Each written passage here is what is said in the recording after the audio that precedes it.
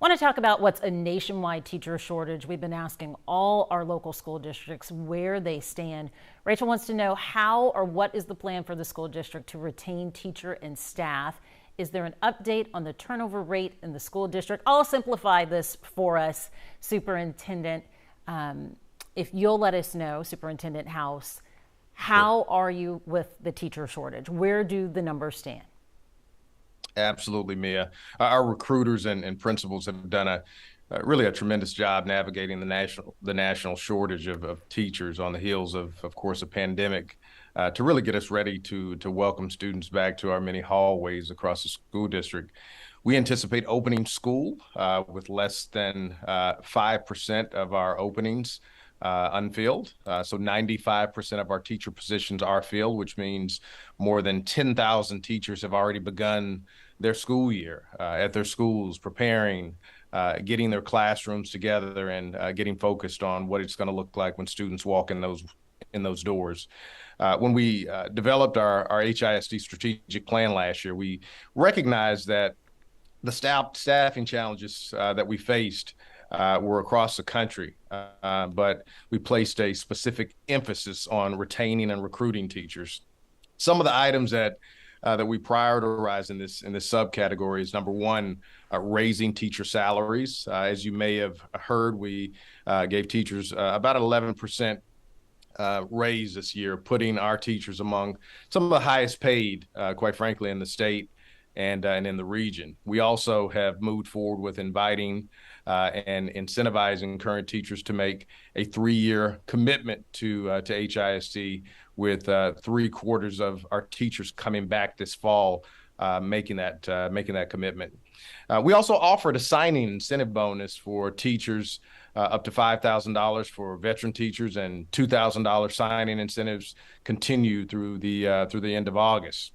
Our talent acquisition team continues to host local job fairs and hiring events across the country. We're also excited to welcome nearly 100 international candidates with the certification needed to teach in our critical shortage areas. And Mia, lastly, our alternative certification program has allowed us to recruit teachers from really other professions who are making a career or switching and committing to teach in HISD.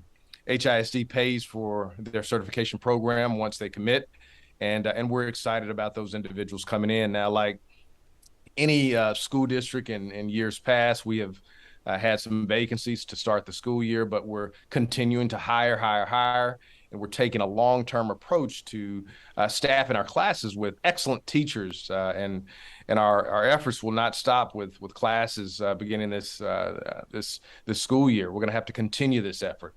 Most of our schools have additional certified teachers performing other work in their buildings who will be assigned to classes as needed to start the school year.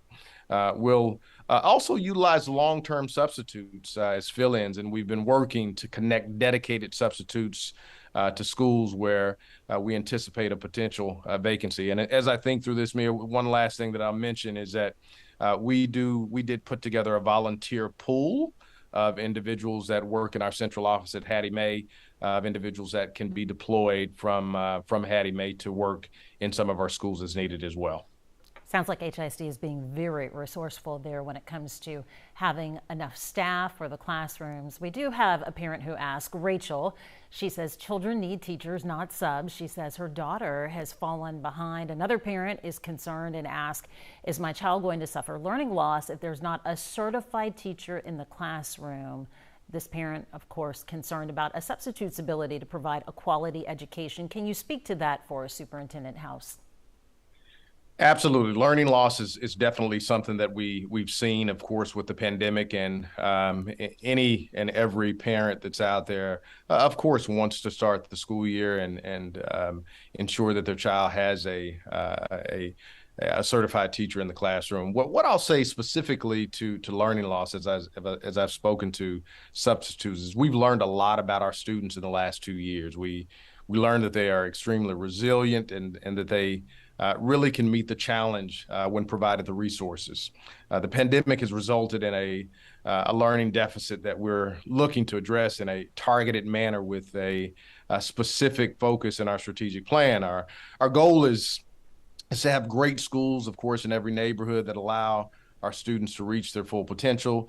But to do this, Mia, we must educate the whole child and meet them at every level. This is why this year we're requiring every school to not only have a nurse, a librarian or media specialist, a wraparound specialist, and counselor or social workers to be able to support students. We've done quite a bit with our after school tutoring and during school tutoring programs that has really paid dividends. So we're excited to continue those services utilizing COVID relief dollars at a majority of our campuses across the school district to really combat the learning loss that many of our students saw during the pandemic.